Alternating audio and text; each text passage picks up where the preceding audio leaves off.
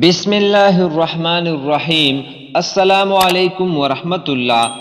مالک فرشتے کے ساتھ جہنمیوں کی گفتگو۔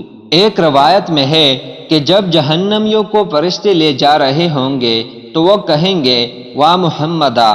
جب مالک کو دیکھیں گے تو ہیبت کے مارے حضور صلی اللہ علیہ وسلم کا نام بھول جائیں گے۔ وہ ان سے پوچھے گا تم کون ہو؟ وہ کہیں گے کہ ہم اس کے ماننے والے ہیں جو ہمارے پاس قرآن لایا تھا، ہم اس امت میں سے ہیں جو رمضان کے روزے رکھتی تھی۔ تو مالک کہے گا قرآن تو محمد صلی اللہ علیہ وسلم پر نازل ہوا۔ وہ آپ کا نام مبارک سنیں گے تو پکار اٹھیں گے کہ ہم محمد صلی اللہ علیہ وسلم کی امت میں سے ہیں۔ تو مالک پوچھے گا کیا قرآن میں اللہ کی معصیت اور نافرمانی سے روکنے والی کوئی چیز تمہیں نظر نہ آئی؟ پھر وہ کہیں گے اے مالک ہمیں اجازت دے کہ ہم اپنی بدحالی پر آنسو بہا لیں۔ تو وہ اجازت دے گا تو یہ خوب روئیں گے، حتیٰ کہ آنسو ختم ہونے کے بعد خون کے آنسو نکلنے لگیں گے۔ مالک کہے گا کہ یہ رونا بھی کیا خوب اور عجیب ہے، مگر افسوس کہ دنیا میں ہوتا، کیونکہ یہی رونا اگر دنیا میں اللہ تعالیٰ کے خوف کی وجہ سے ہوتا تو آج کبھی تمہیں آگ نہ چھوتی۔ پھر مالک پیادوں سے کہے گا انہیں پکڑ پکڑ کر آگ میں ڈال دو۔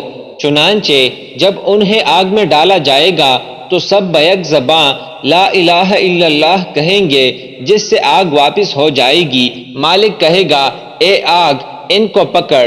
وہ کہے گی میں کیسے پکڑوں، یہ لا الہ الا اللہ کہہ رہے ہیں۔ مالک کہے گا کہ ہاں عرش والے کا یوں ہی حکم ہے۔ تب وہ انہیں پکڑ لے گی، کسی کو لاتوں تک، کسی کو گھٹنوں تک، کسی کو پہلوؤں تک، اور کچھ ایسے ہوں گے جن کو گلے تک پکڑ لے گی، اور جب اس سے بھی آگے چہرے کا روح کرے گی تو مالک کہے گا ان کے چہروں کو مت جلا، کیونکہ انہوں نے دنیا میں کبھی رحمان کے لیے سجدے بھی کیے ہیں، اور ان کے دلوں کو بھی نہ جلا، کیونکہ بعض اوقات وہ رمضان میں پیاسے رہ چکے ہیں، پس جب تک اللہ کو منظور ہوگا وہ اس میں رہیں گے، اور یا ارحم الراحمین، یا حنان یا منان پکارتے رہیں گے۔ پھر جب اللہ تعالی امت محمدیہ صلی اللہ علیہ وسلم کے گنہگاروں کو دوزخ سے نکالنے کا فیصلہ فرمائیں گے تو جبرائیل امین علیہ السلام سے کہیں گے کہ محمد صلی اللہ علیہ وسلم کے نافرمانوں کا کیا حال ہے؟ عرض کریں گے اے اللہ آپ سے بڑھ کر کوئی جان سکتا ہے؟ ارشاد ہوگا وہاں جا کر دیکھو ان کا کیا حال ہے۔ جبرائیل امین علیہ السلام جائیں گے اور مالک کا رخ کریں گے۔ وہ جہنم کے درمیان میں آگ کے ممبر پر بیٹھے ہوں گے۔ جبرائیل امین علیہ السلام کو دیکھ کر تعظیماً کھڑے ہو جائیں گے اور پوچھیں گے آپ علیہ السلام اس جگہ کیسے آ گئے؟ تو وہ کہیں گے کہ محمد صلی اللہ علیہ وسلم کے نافرمان لوگوں کا کیا حال ہے؟ مالک جواب دے گا کہ ان کا حال بہت ہی برا اور ان کا ٹھکانہ انتہائی تنگ ہے۔ آگ نے ان کے جسموں اور گوشت کو بسم کر ڈالا ہے، البتہ ان کے چہرے اور دل محفوظ ہے، جن میں نور ایمان جگمگا رہا ہے۔ جبرائیل امین علیہ السلام کہیں گے ذرا ڈھکنا ہٹائے میں بھی انہیں ایک نظر دیکھ لوں۔ مالک خادموں کو حکم دیں گے اور وہ ڈھکنا اتار دیں گے۔ جب نافرمان جبرائیل امین علیہ السلام اور ان کی حسن صورت کو دیکھیں گے تو یقین کر لیں گے کہ یہ عذاب کے فرشتوں میں سے نہیں، تو پوچھیں گے یہ اللہ کا بندہ کون ہے؟ ہم نے اس سے بڑھ کر حسین تو کبھی نہیں دیکھا۔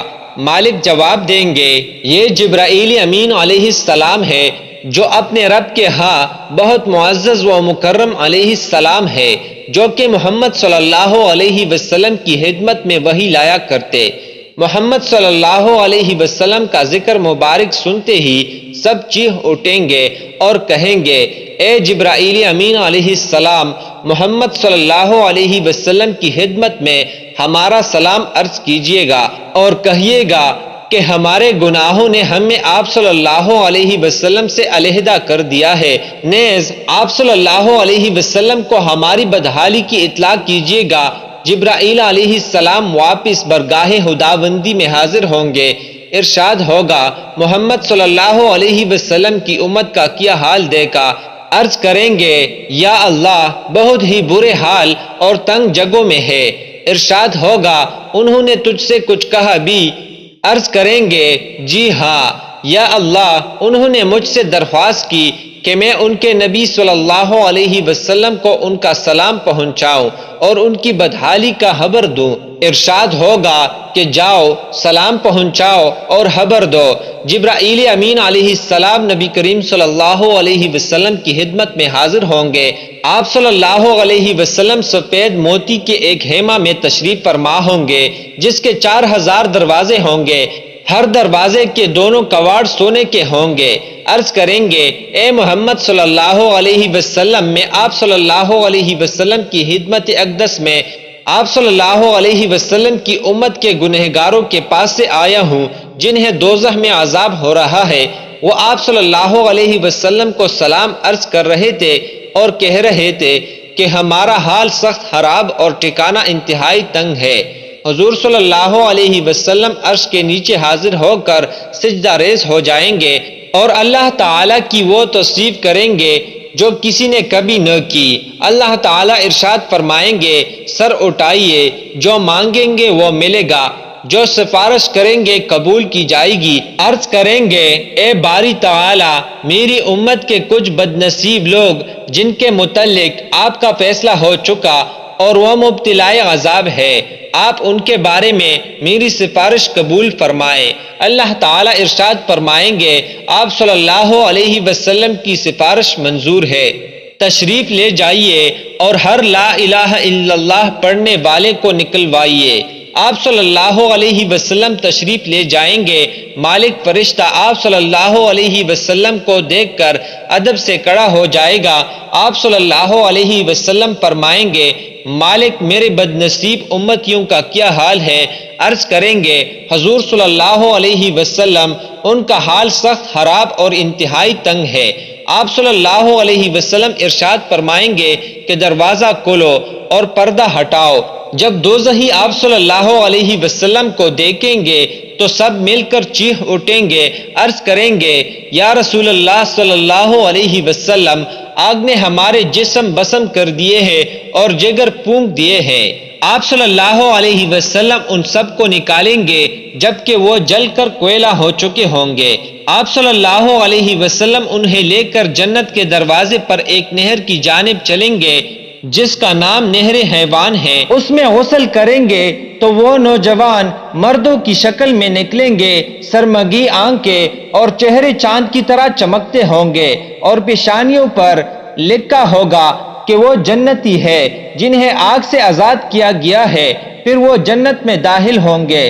دوسرے دوزخی جب دیکھیں گے کہ مسلمان سب دوزخ میں سے نکال لیے گئے ہیں تو وہ حسرت سے کہیں گے کہ اے کاش ہم بھی مسلمان ہوتے تو آج ہم بھی دوزخ سے نکلتے۔ یہی وہ بات ہے جس سے اللہ تعالی نے سورہ ہجر آیت نمبر 2 میں ارشاد فرمایا ہے کہ کافر لوگ بار بار تمنا کریں گے کہ کیا خوب ہوتا اگر وہ مسلمان ہوتے۔ مزید ایسی ویڈیوز دیکھنے کے لیے میرے اسلامی و اصلاحی چینل کو سبسکرائب کرنا نہ بھولے۔ جزاک اللہ خیر۔